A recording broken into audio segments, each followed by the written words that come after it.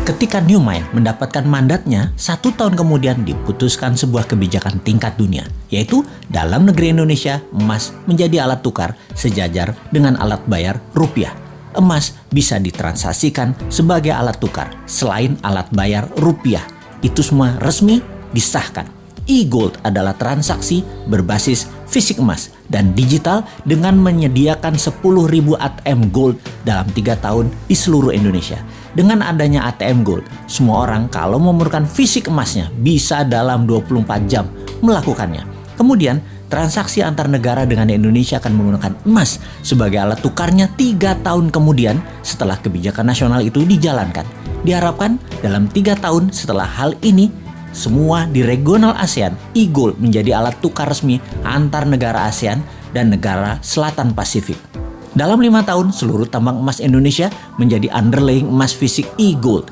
Semua ini sesuai dengan pasal 33 Undang-Undang 45 bahwa kekayaan alam milik rakyat 100% dan menjadi base transaksi 24 negara, negara ASEAN dan negara Selatan Pasifik, dari ujung Burma sampai Guam. Kemudian masuk ke seluruh negara di dunia yang berpenduduk mayoritas Islam dan negara yang kuat pendanaan syariah seperti Inggris dan Uni Eropa dalam 5 tahun setelahnya. Maka dalam 15 tahun setelah kebijakan diterbitkan, ditargetkan 50% transaksi dunia menggunakan e-Gold. Emas adalah pengadil yang adil. Indonesia akan menjadi negara pertama bebas inflasi. Kemudian diikuti negara-negara regional dan dalam 15 tahun 50% dunia bergabung dalam dunia tanpa inflasi.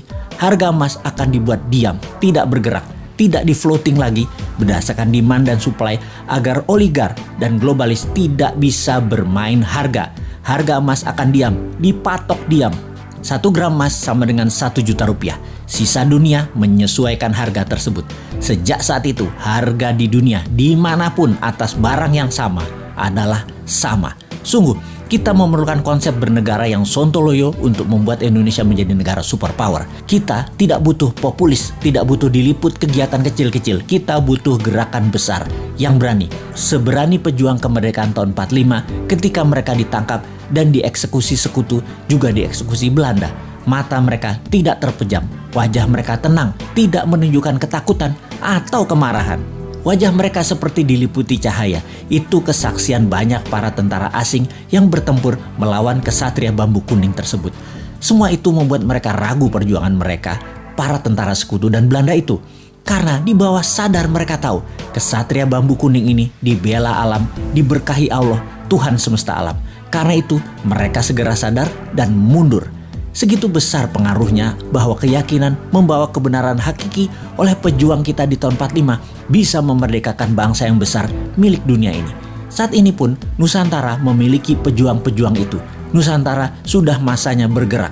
Wahai para pemuda, Anda bersiap berjuang dengan berani, berjiwa tenang karena tahu ini semua perjuangan untuk Indonesia menjadi pengadil dunia teradil untuk membuat dunia ke depan damai selama 1000 tahun.